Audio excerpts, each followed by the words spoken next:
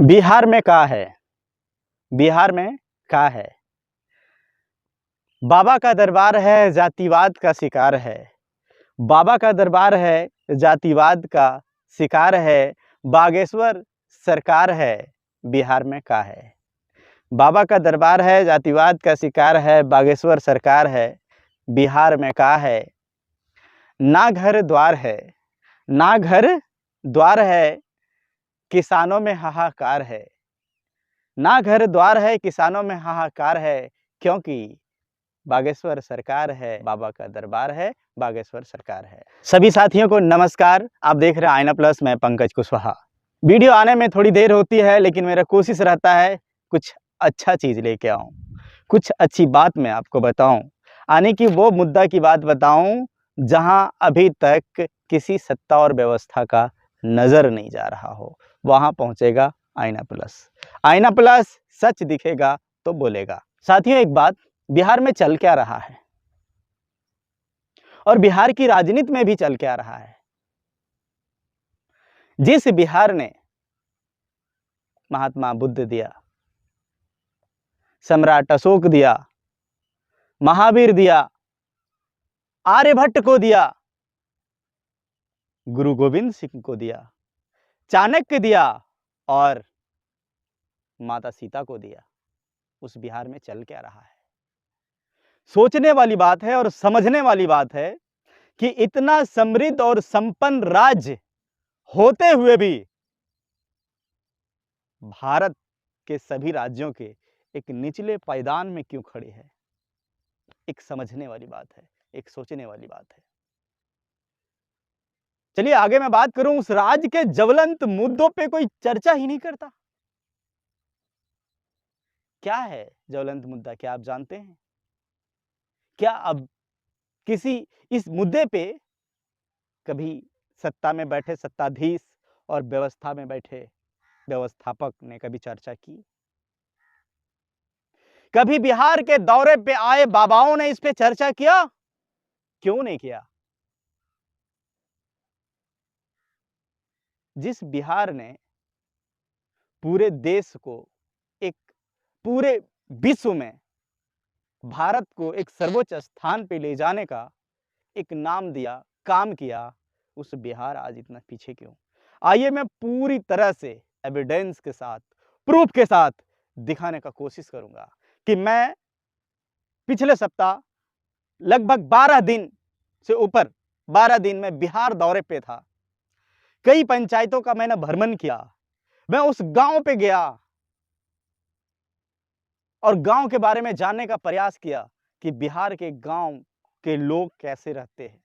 साथियों, जब एक तरफ बिहार के पटना में बाबा आके अपना प्रचार प्रसार करते हैं और अपनी बात रखते हैं, हिंदू राष्ट्र बनाने की मांग करते हैं, उसी समय मैं बिहार के विकास को देखने चला और मैं ये सुन भी रहा था कि बाबा कभी अपने मुखारबिंद से कह दे कि बिहार में विकास की बात को लेकर भी कोई शब्द बोल दे। चलिए, सबको अपना अपना अधिकार है, अपना अपना धर्म को प्रचार प्रसार करने का, सबको अपना अपना राइट है, लेकिन देश के प्रति यहां सभी समुदाय के लोग रहते हैं। देश किसी एक का नहीं है, अकॉर्डिंग टू कॉन्स्टिट्यूशन। मैं पूछना चाहता हूं उस बाबा से, आपको हिंदू राष्ट्र चाहिए, किन्हीं को मुस्लिम राष्ट्र चाहिए और किन्हीं को सिख और ईसाई राष्ट्र चाहिए, और मुझे यह बुद्ध की धरती, ये पूरा भारत प्रदेश, पूरा भारत देश बुद्ध की धरती में हमें बुद्ध राष्ट्र चाहिए, जो समानता का अधिकार देता हो, जो समान दृष्टि से देखता हो। हमें वो बुद्ध का राष्ट्र दीजिए चाहिए। क्या आप देंगे? क्या आप देंगे? हम भी मांग करते हैं, बुद्ध का राष्ट्र चाहिए यहाँ, क्योंकि सबको समान अधिकार हो, छुआछूत की भावना ना हो, ऊंच नीच की भावना ना हो। भाई, ये छुआछूत की भावना की बात मैं कर रहा हूं, ऊंच नीच की बात कर रहा हूं। आप कहेंगे ये है कहां छुआछूत, ये ऊंच नीच कहां है? आइए मैं दिखाता हूं। मैं पिछले 12 दिन बिहार का दौरा किया और 12 दिनों में मैंने 1000 से ज्यादा लोगों से मिला, दर्जनों पंचायत घुमा, तब जाके ये निकल के आया। मैं मुद्दा से भटका नहीं हूं। आइए मैं आपको दिखाने और बताने का कोशिश करता हूं, बिहार में क्या राइट टू इक्वलिटी, समानता का अधिकार है? एम्प्लॉयमेंट की दरें कितनी है? रोजगार, अनएम्प्लॉयमेंट गूगल कर लीजिए, 8 पॉइंट कुछ बताएगा। किसानों का अधिकार क्या है? और हां, रहने की अधिकार है। मैं इसी पे तो चर्चा करूंगा। राइट टू इक्वलिटी, समानता का अधिकार, क्या बिहार में समानता का अधिकार है? सब सम्मान, सबको सम्मान मिल रहा है, बराबर का अधिकार मिल रहा है? Zero, zero. मैं अगर रैंक दूं ना, जीरो। आज भी बिहार में कुछ ऐसे गांव है, कुछ ऐसे घर है जहां बायजबरन शेड्यूल कास्ट के घरों में घुसते हैं लोग। मैं समानता के अधिकार की बात कर रहा हूं, जिसको अपनी चौखट पे आने नहीं देते हैं। कौन नहीं आने देते हैं, आप समझ सकते हैं। मैं किसी की भावनाओं को ठेस नहीं पहुंचाना चाहता हूं, मैं सिर्फ यह बताना चाहता हूं कि समानता का अधिकार नहीं है, जीरो है। और एक घर नहीं, मैं कई घर गया हूं, दर्जनों घर में। तब मैं बताने का कोशिश कर रहा हूं कि आज भी छुआछूत की भावना है बिहार में। मैं किसानों की बात कर लूं, ये देखिए किसानों का घर, ये फूस की झोपड़ी, ये फूस की झोपड़ी में रहते हैं लोग। सिंचाई के लिए कोई साधन नहीं है, और वहां मिट्टी इतनी उपजाऊ है, इतनी उपजाऊ है कि किसी किसान का अगर 5 कट्ठा जमीन हो ना, तो महीने का 5 से 10 हजार कमा सकता है। नमी है मिट्टी में, उर्वरक है मिट्टी में, लेकिन सिंचाई का कोई साधन नहीं है।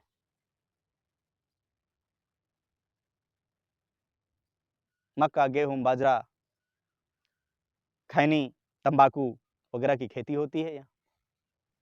एम्प्लॉयमेंट की बात करूं, वो भी जीरो। बेरोजगारी दर बहुत ज्यादा है बिहार में। आप कभी बंगाल से अगर गुजर रहे हो, बंगाल से आ रहे हो, आप गुजरात से आ रहे हो, और जो ट्रेन बिहार घुसती हो, या जो ट्रेन बिहार से कोई अदर स्टेट जाती हो, वो ट्रेन के जनरल बोगी और रिजर्वेशन बोगी में आप घुस जाइए। जनरल बोगी में आपको ऐसे खड़ा रहना होगा एक पैर पे। कुछ वीडियोस मैंने लिया है जनरल बोगी का, मैं खुद चढ़ के देखा है, और कुछ वीडियोस में लिया हूं रिजर्वेशन बोगी का। अब इससे साबित होता है, और एक नहीं कई एक बार, और ये कोई त्योहार नहीं, 365 दिन, त्योहारों में तो पता नहीं कैसे लटक के आते हैं। ज्यादा से ज्यादा लोग बिहार के होते हैं, इतनी अनएम्प्लॉयमेंट है, इतनी बेरोजगारी दर है। होगी क्यों नहीं भाई?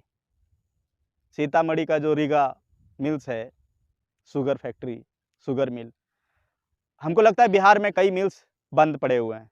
इसको खोलने के लिए, अब इसके वजह से बंद होने का असर क्या है कि गन्ने का खेती नहीं हो रही है, और खेती होगा तो बेचेगा कहाँ? जिसकी वजह से मिल जो लाखों, एक मिल 45 एकड़ में लगभग फैला हो, जो लाखों लोगों को रोजगार दे रहा हो, कई हजार करोड़ का टर्नओवर हो, वो मिल बंद पड़ा हुआ है। लगभग शुगर मिल बंद है बिहार का। क्या वहां से रोजगार पैदा नहीं होता?